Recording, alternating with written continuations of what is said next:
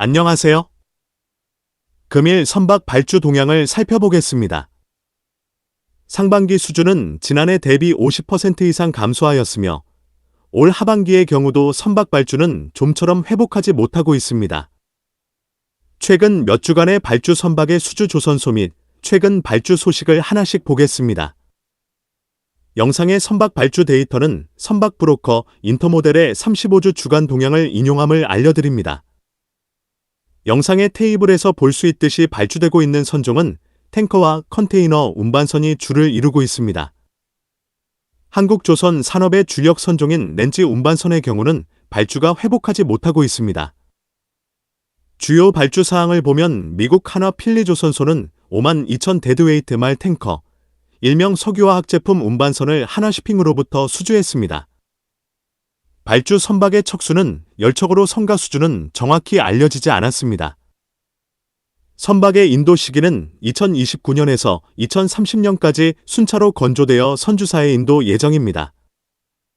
하나 필리 조선소의 경우는 벨CC, 렌지 운반선과 같은 대형 운반선을 건조하는 것에는 규모가 부족하기 때문에 미국 연안에서 운용이 되는 중소형 선박으로 수주를 진행한 것으로 이해가 됩니다. 향후 한국 정부 및 조선소가 미국에 투자하는 마스가 프로젝트가 본격 진행된다면 선박건조 조선소의 확장도 함께 동반되어 대형 선박건조도 가능할 것으로 예상이 됩니다. 컨테이너 운반선의 최근 수주는 중국 조선소가 모두 수주를 하고 있습니다.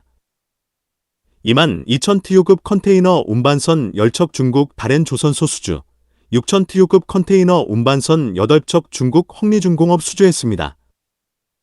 6,000TU급 컨테이너 운반선 10척 중국 차이나 머천츠 인더스트리, CMI, 산하장저우 조선소가 수주했습니다.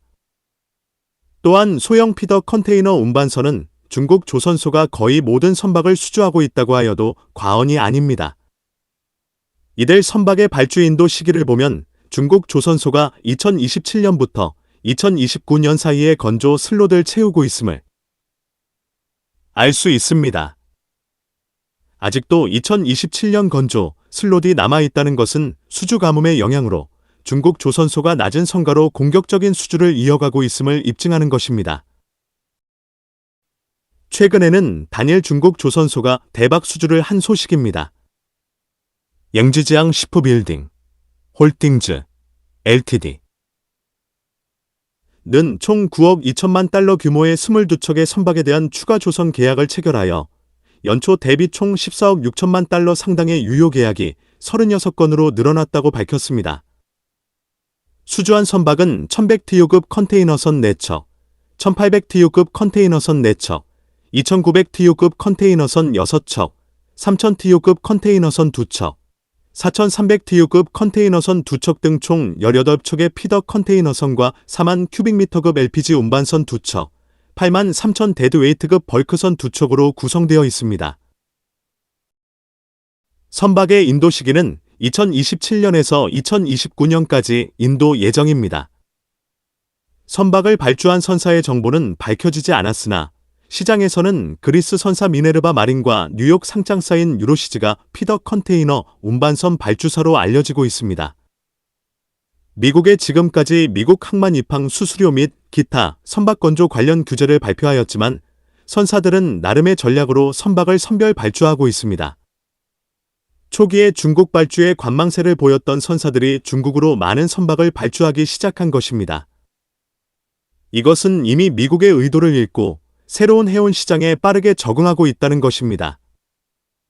한국조선소는 미국과의 마스가 프로젝트로 새로운 돌파구를 찾아 미래 성장 동력을 삼아야 할 것입니다.